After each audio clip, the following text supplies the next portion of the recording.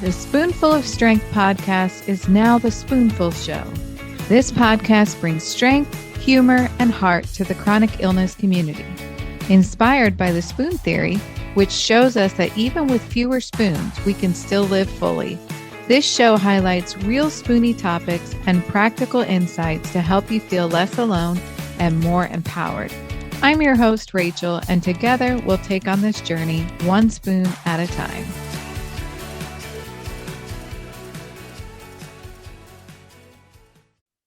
Welcome to this week's episode of The Spoonful Show.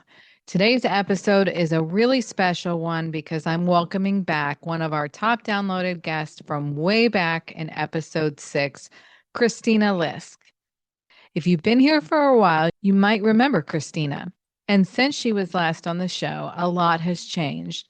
She's gotten a formal diagnosis of hypermobile Ehlers-Danlos Syndrome and POTS, and she's been doing something really powerful, completely re-examining who she was before diagnosis and who she is after.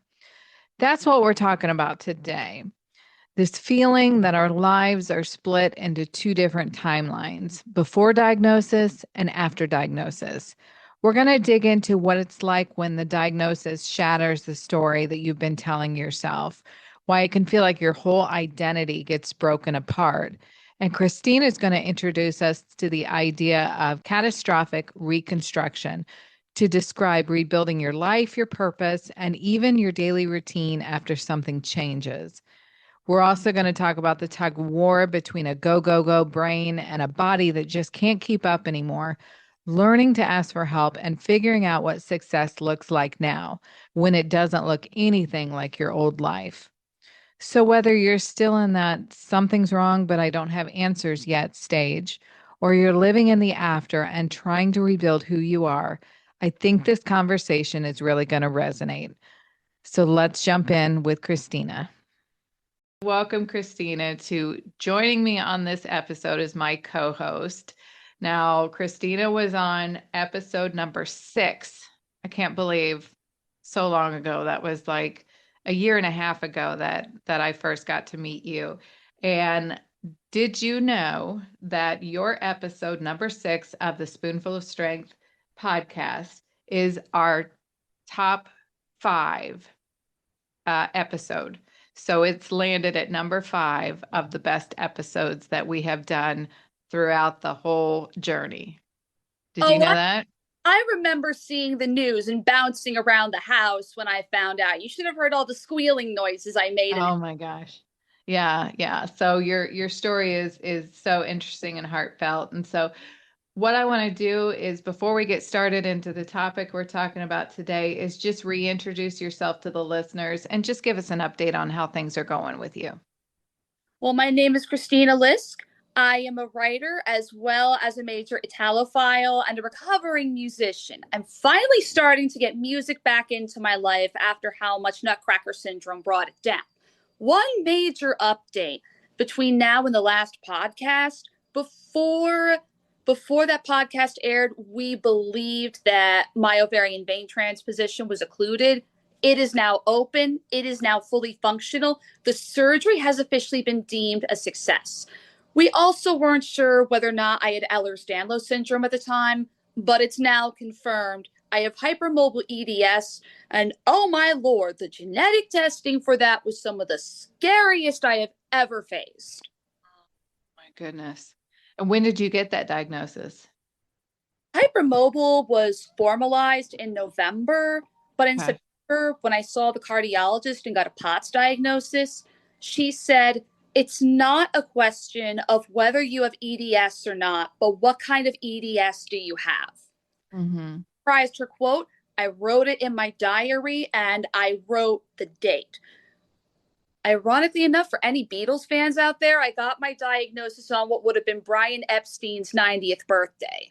Oh, okay. You won't forget that then, right? Nope. Although I don't think we ever forget our date of diagnosis. So,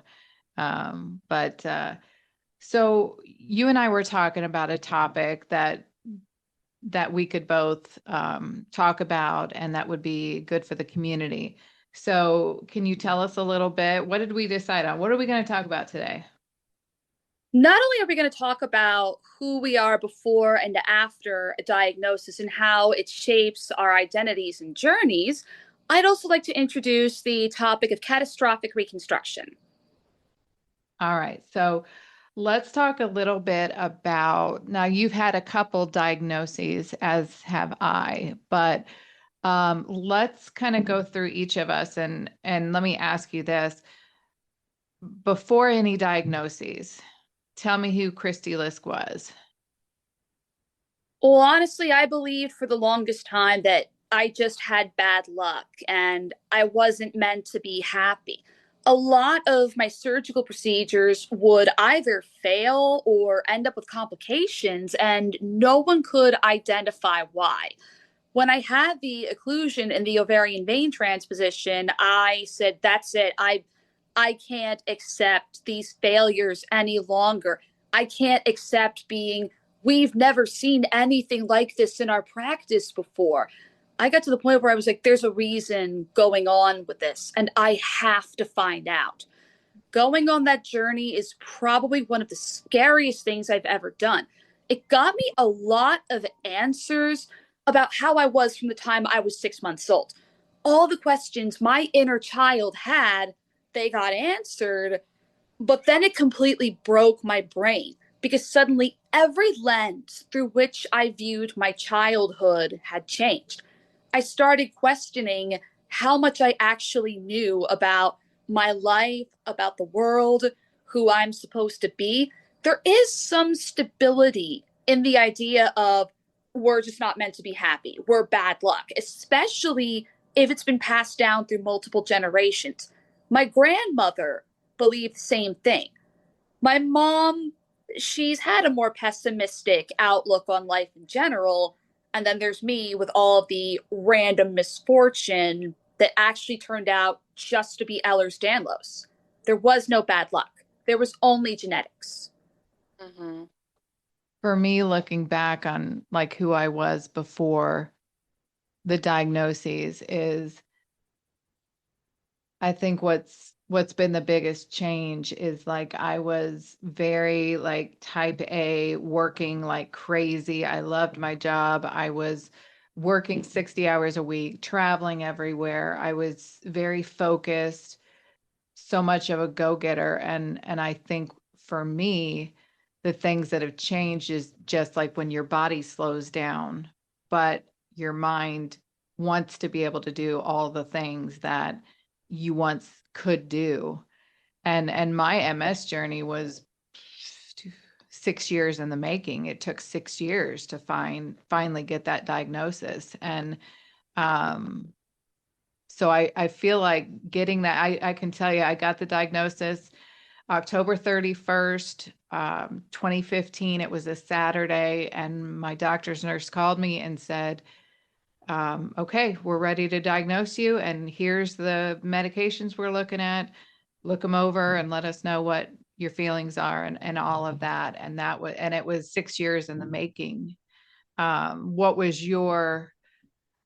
do you feel like is the Nutcracker? Was that your first diagnosis? It wasn't my first diagnosis overall. By the time I had gotten diagnosed with Nutcracker syndrome, I had also been diagnosed with multiple forms of migraine, PCOS, hidradenitis suppurativa, allergies, anaphylaxis, asthma, a lot of inflammatory conditions, as well as neurodivergence. But the Nutcracker syndrome was the thing that really brought everything together and pointed in the direction of Ehlers-Danlos. Vascular compressions in the population overall are not very common, but they're a lot more common in people with EDS. And finally, people are acknowledging that if you have vascular compressions, that's a major red flag. So was there one specific diagnosis that you can remember as being like a turning point?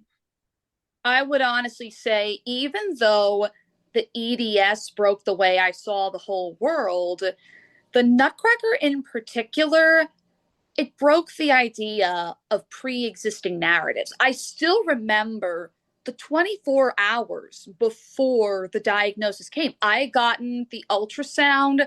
I went to a coffee shop that was right around the corner from the vascular surgeon that I honestly thought I'd never see again. I thought I was just going to go there once, maybe twice, get it out of the way that there's nothing wrong with my vascular system. I went shopping at TJ Maxx. I was cleaning the basement.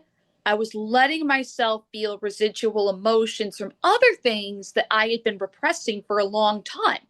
I thought when I finally got the test results back that it was basically going to be Christmas confirming, okay, this is the actual problem gynecologically. You can go ahead and have this gynecological surgery.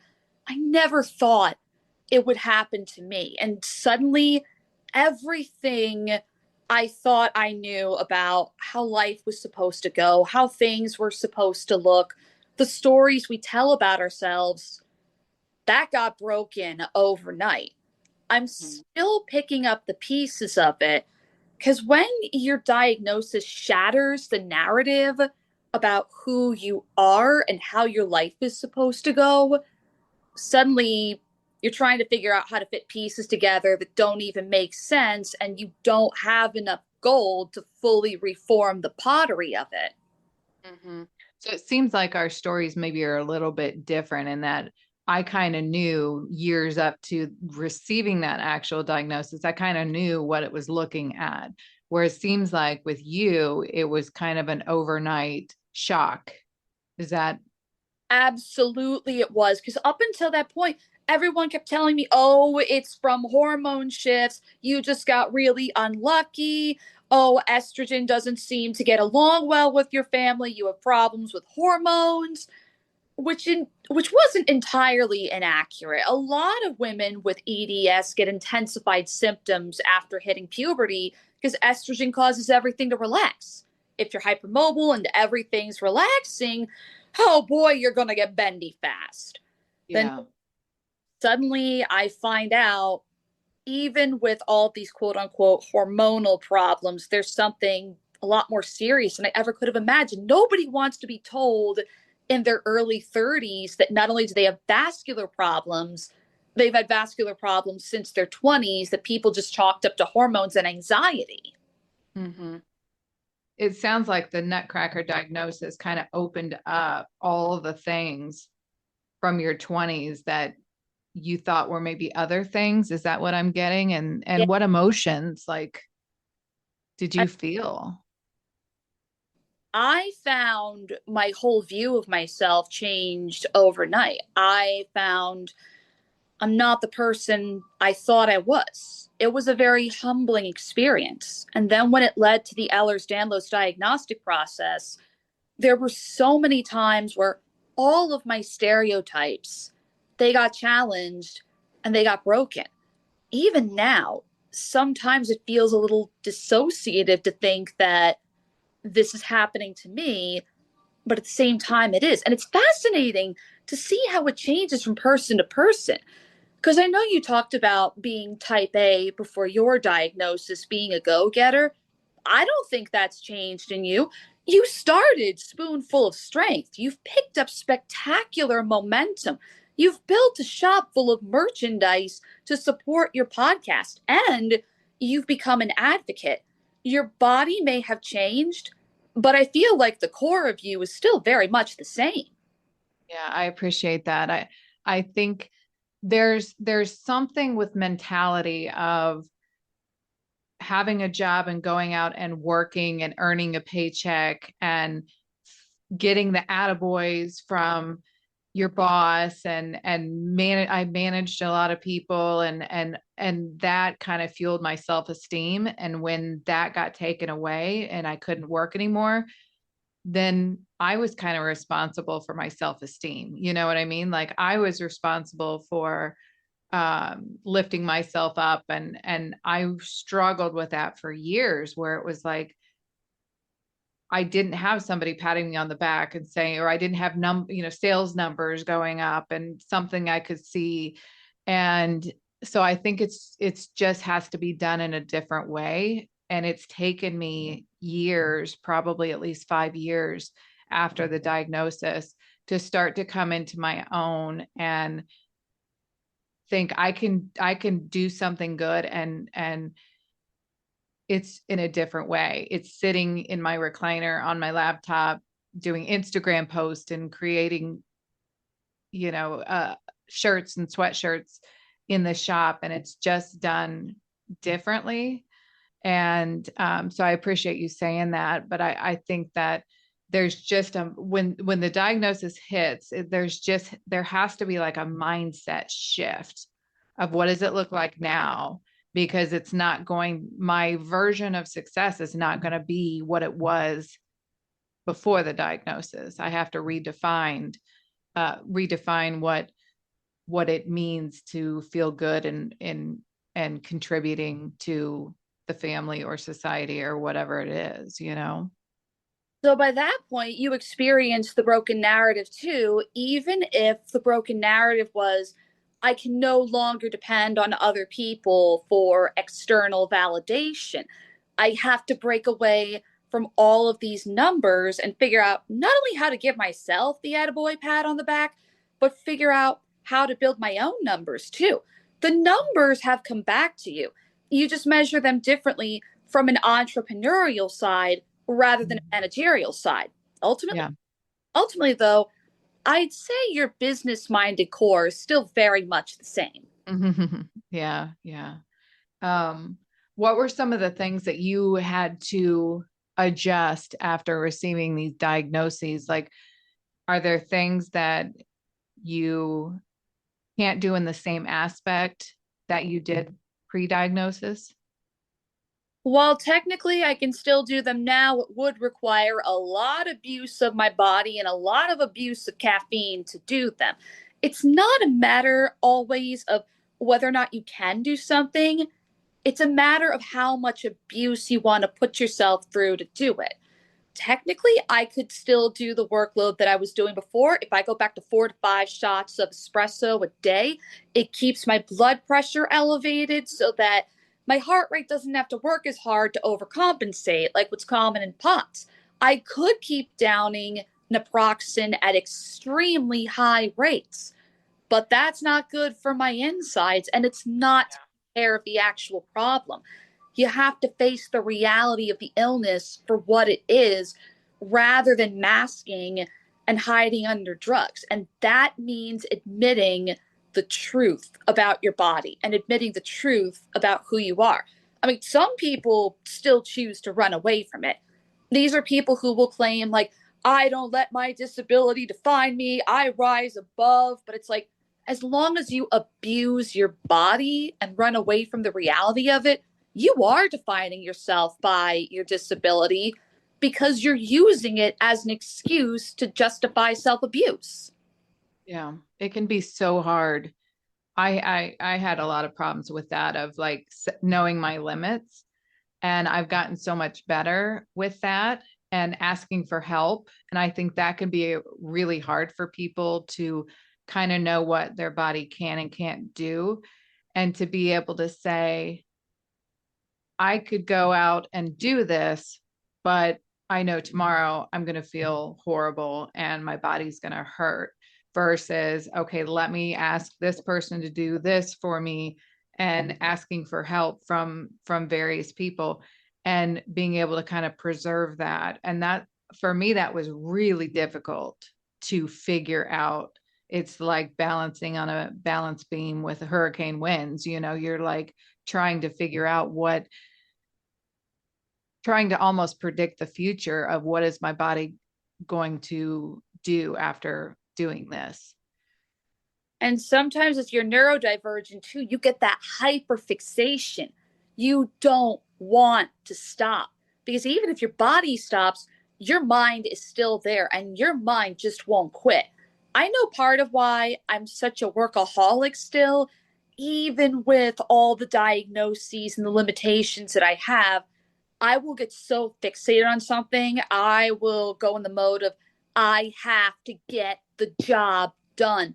I don't care what it takes. I don't care how dirty the job is. This job is getting done. And I've had instances where even my dog has had to physically restrain me to stop. Yeah. Literally, I went to sit down on the bed when I was having some really bad joint pain, and I thought, okay, I'll get up again in 5 minutes. My dog jumps on the bed. She throws herself on top of my thigh and puts her front paws around it, and she stays put for a whole hour. Mm. By that point, I have a hard time staying still for myself, but I can't move the dog. No, no, you certainly can't. And that's do you feel like you're getting better at recognizing maybe I should stop before it gets that far? Because I always had a hard time if I had a good MS day, I would try and get everything done that I needed to get done because I didn't know what tomorrow would bring. And so but then what would happen is I would do too much and then I would feel horrible the next day. So how are you maneuvering that, go, go, go with dealing with all that you're dealing with? One day at a time, 1 second at a time. Yeah. And in addition to balancing the go, go, go ambitious mindset, I'm also balancing that with the reality that I have vascular issues. Even if they're stabilized now, I don't know how long they're going to stay stable. And part of why genetic testing was so scary for me was that even though ultimately I was determined to have hypermobile Ehlers-Danlos, a lot of my symptoms looked like the vascular kind. And with the vascular kind, it's got the lowest life expectancy. So even though that kind has been ruled out for me, I'm in a bit of a limbo where even though hypermobile Ehlers-Danlos has a longer life expectancy, that gets made complicated by vascular issues. So there's not just the go, go, go of my own personal ambition, but also I want to make sure I make the most of every single second that I have. Yeah. How is the mental aspect of the diagnosis? How do you handle that with everything you've got going on? This is where the idea of catastrophic reconstruction comes in. I was first introduced to the concept by a transgender author, Jennifer Boylan, when I heard her speak in 2017. She talked about catastrophic reconstruction originally in relation to the loss of her image when embracing her truth and her gender identity, and all the ways she had to rebuild in her journey of womanhood. At the time I heard about this, I was beginning to have symptoms of going downhill. It was the beginning of the end, so to speak. And that concept of catastrophic reconstruction, the way everything shatters. Also, I apologize if I mentioned this twice. I got a little bit of brain fog going here.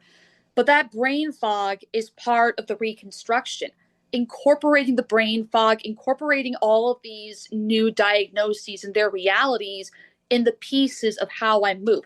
Not who I am as a full entity, but just one piece within the mechanical puzzle. And within that reconstruction, I got real with myself and said, what are the things I want to do before I die? And I was like, you know what? I just have four, and that'll be enough. I got two projects I want to complete. I want to live in Italy for a year without the help of a man. And I want to fall in love one last time and have this be the love that sticks. If things go according to plan, I may be getting the dream of living in Italy for a year starting next year. Oh my gosh, how wonderful would that be? Have Yeah, you been there before? 3 times, but I've Okay. only been to Sicily specifically. Okay. So where are you wanting to go? Florence, because that would be part of the master's program that I'm in right now. Yeah. Yeah, right before the last podcast we did together, I was about to start Scuola Italiana with Middlebury College, Middlebury Language School specifically. I Yeah. did so well there that I was able to get accepted into their master's program, and 2 years running, straight A's. Oh my gosh. Yeah, I remember you talking about getting ready to go. And I remember seeing on your Instagram all the pictures and all about, going over there to complete that. That's that's just wonderful. So keep our fingers crossed that Italy is coming. So you're talking about the catastrophic reconstruction. So is the idea behind that is that there's something catastrophic that happens, such as a diagnosis that kind of changes your pattern of your life and being able to kind of rethink where your life is going? That is part of it. Rethink where your life is going, rethink not only who it is that you are because of all the stories you've told about yourself, but also rethink every single choice you've made and every single choice you're going to make. Because suddenly your pattern, the way you live, everything that you see when you look in the mirror, the catastrophic reconstruction is like having the mirror shatter before you. What are some of the things that you've noticed after following this? I have noticed that I'm more willing to accept different accommodations, and it's led me to some really positive paths. I think if I were less accepting of accommodations, I would not be a straight A student at Scuola Italiana. It's the first time in my life I've ever had straight A's. I never had that in college or in high school because I did not have support. But in accepting that my self image got shattered and I have to put together a new one, there are positive aspects that come into it too. You bring in accommodation, and what follows more than one type of A beyond accommodation. Ayo! Yeah. Um, so let's talk a little bit about you now, the me now, as far as getting through the diagnosis. We're now here. What are some of the things that you've learned from from having these diagnoses that maybe you wouldn't have had otherwise? Any sort of perspective or life changes, things like that? Sometimes letting go of your old stories, it's not always a bad thing, even if it hurts. And sometimes particular stories, you think they've changed, but some of them, they still have more of a core than you think. And that every story comes with nuance. There are shades of gray in between in terms of how you view yourself. And I can't express enough how much you've still kept business as a powerful part of who you are. And if anything, I think you're a great model of everything chronically ill people can do while staying in the business world. You're an entrepreneur, you're a leader. I mean, if anything, you could probably talk about a good business plan for chronically ill people to follow to keep bringing in the income, to have autonomy, and still accept the realities of their limitations. It's so, it's again so nice of you. And I think that that can also be a way for me to kind of honor the person that I was before, of being able to keep the business that I love to do, the management and all of that, to be able to keep that, but just in a different way going forward. What do you think? What have you done to kind of um, honor both versions of yourself? I've been working on retooling my narrative voice within creative writing. I've given myself permission to take a break from certain projects because with the views that have changed, it derailed the project I was talking about in the last podcast, the disability love story, because it turned out a lot of the symptoms that I wrote as one particular illness for one of the protagonists, they were all symptoms of POTS and EDS. And I had no idea at the time. And I realized if I'm going to write this story in a healthy fashion, I need to give myself space to process what it is that I'm feeling. Because when I've processed myself, that's when I can go back and retool the characters some more. And in studying Italian, I still keep a connection to that story strong, even if I'm not in the immediate creative process. And the same thing is true for all the narratives and all of the articles I've put out there. I'm giving myself permission to rest so that when my narrative voice resumes, I have stronger conviction in what it is I'm going to say, even amidst all this change. As some people are in the midst of that chronic illness battle of getting the diagnosis, and they're kind of in that stage where they're doing the testing, everything's coming back normal, they're not getting a lot of answers and all of that. What would you say to people who are pre-diagnosis, but something obviously is not right, about looking forward at a potential future that they maybe don't even know what to expect, or what it is for people with progressive illnesses, and knowing that their life could, have progression and mobility and things like that? What would you say to the person that's still in that before phase? I would say get clear on what it is that you want. Get clear on your objectives. Go into a doctor's office saying, this is what I want in terms of quality of life. Or say, I need to get answers, but I do not feel comfortable with this type of testing. What are my alternatives? Or if this gets ruled out, what do you think it could be instead? If you're in the middle of something that's going to progress, figure out what it is you want to do for yourself before you reach that point. Because ultimately, no matter how sick you get, no matter what happens to you, your voice is still in there. Your wants and needs are still in there. Chronic illness may influence how you manifest as a person, but you never stop being a person. You still have needs that go beyond illness itself.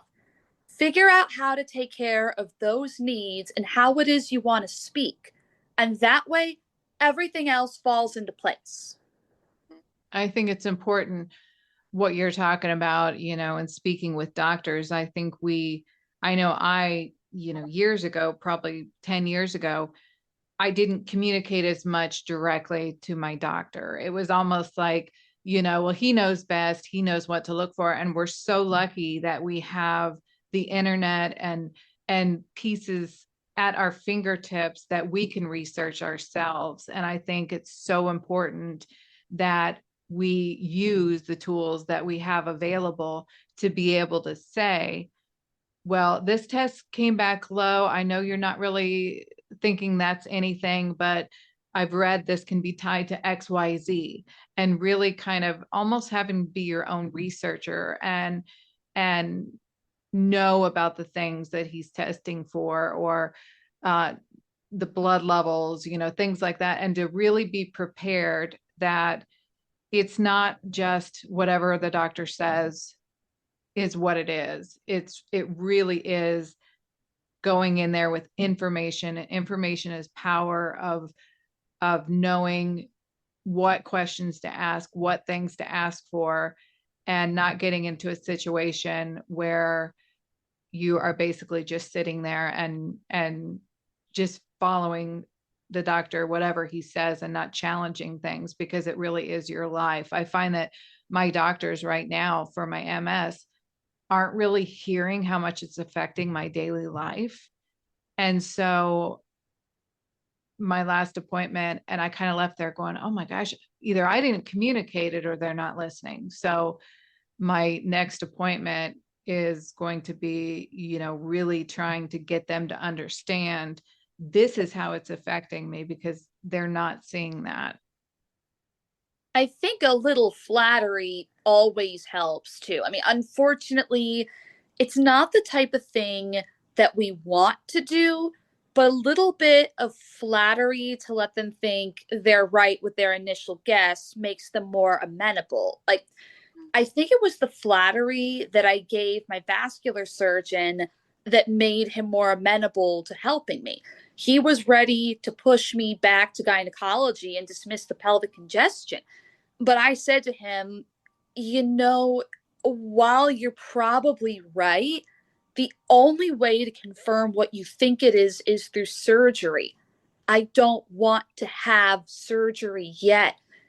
Let's rule this out non-surgically. I want to be conservative about this. Give him just enough to think he's right, but then state your objective and why you're also right too. It's not one versus the other. It's we're getting to the same page, but we got to do it from different angles. And we got to respect each angle. Yeah. Yeah. You're both ultimately wanting the same thing, but you've got two different minds coming at it from two different directions. And it's really about working together to kind of understand each other. And the doctors don't want to feel like, you've gone on Google and you're trying to tell them what to do. And I don't normally take that approach, but I want to have as much research so that I can ask the questions that I need to ask, going into that appointment. So you do kind of have to make sure that you don't overstep your bounds, because I know a lot of doctors don't like being questioned and things like that.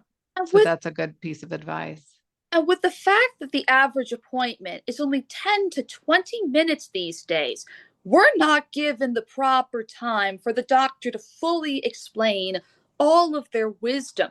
If anything, having Google allows us to ask more targeted questions to get to the innermost depths of a doctor's wisdom that we couldn't otherwise find on our own. If we don't have that much time, we have to focus as much as we can.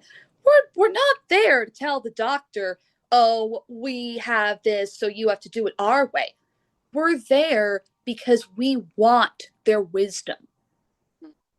Tell our listeners a little bit about where they can follow you. I know you've done some writing in the past. Are you continuing to write? And where can they find your work? Where can they follow you on Instagram, TikTok, wherever you're at, so that they can follow along with your journey? And when you go to Italy soon, they can follow that journey too. Absolutely. My handle on Instagram is the Runcible Spoonie, but I've also been doing work promoting the body braid as well. So you may find my face in relation to the body braid. Spoiler alert, it has done wonders for me, not just physically, but also mentally. That's another podcast in and of itself. Most recent publication is with Spears Books. It's called Seasons of Sisterhood. I am one of 5 co-authors talking about travel through Cameroon and how it shaped so much of my identity. I mentioned it in the previous podcast. It wasn't yet out. It's out now. Go pick yourself up a copy. We will put a link to purchase the book in the description, as well as all the Instagram posts, so that you can go right there and find that book. And we'll also link your Instagram so that people can find you and quickly follow in your story. This was a really good conversation. I think it was an important one. I think it's also important, like, not just how we see ourselves, but how we see each other too. Because one of my favorite things about this episode is how much of you I was able to see, how much of your greater continuum comes out in all of your stories, and how through every stage of diagnosis you evolve, but your love of business and helping other people is still there. I mean, what is a manager but somebody who helps other people stay structured and stay intact to help a company move forward? Yeah, I actually had not thought about the traits that I had as a working woman, being able to see those now. And so that's really interesting. But I just love having you on the podcast because you bring such a unique perspective, and you're so very creative. and especially in your writing and all of that, and just being able, you bring just a light in just talking with you. It's just, some people, the way that they talk about something as serious and stressful as chronic illness, but you bring such a light of hope to the things that you've gone through, and you've gone through so much with, gosh, everything from the nutcracker and the vascular and the EDS and POTS and all of that. But there's just something in your voice about hope and peace and calming. And so I appreciate that so much. I try to bring something that I would say is more important than hope, though. Mm-hmm. You have to have as purposeful a life as possible, because if you don't know your deeper purpose and what you live for, why have treatment? Why continue at all? If you don't have reason and purpose and motivation to be here, there is no hope. There is no peace or survival. Know what it is you want about yourself. Know who it is that you are. And if all of that ends up getting shattered for whatever reason, know you have enough of a core to start again. That's what makes catastrophic reconstruction possible. I love it. And this episode, the Spoonie I was working with had to reschedule, and so you just popped right in and was able to fill in short in such a short notice, and I appreciate that. And it's just worked out just lovely that I was able to bring you on and do this today. So thank you, Christina. And I know we'll keep staying connected through Instagram as we've been doing. Absolutely, of course. Anytime you want me back on, I am more than happy to be here. Yes, definitely. What I love about bringing Christina into this episode is she brings so many different thoughts that I'm not familiar with. And I think I'm going to be thinking about this catastrophic reconstruction for a while now. If you're listening and you're still in that before phase, I hope you heard what Christina said about getting clear on what you want, using your voice with your doctors, and remembering that no matter how sick you are still a whole person with needs and dreams that go beyond your illness. And if you're in the after phase, like Christina and I are, trying to figure out who you are now, I hope this episode gives you permission to grieve your old story, as well as honoring the parts of you that are still here, just showing up in a different way.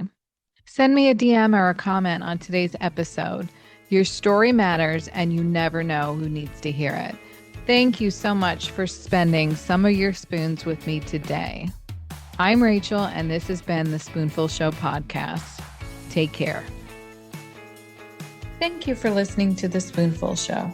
Follow the podcast so you never miss an episode. Leave a rating, review, and comment. Connect with me on Instagram at Spoonful of Strength and TikTok at spoonful.of.strength. Remember, that's spoonful with 2 L's. Shop customized t-shirts, sweatshirts, hoodies, mugs, and more on our Etsy shop at spoonfulofstrength.etsy.com and use code podcast for 20% off your entire cart.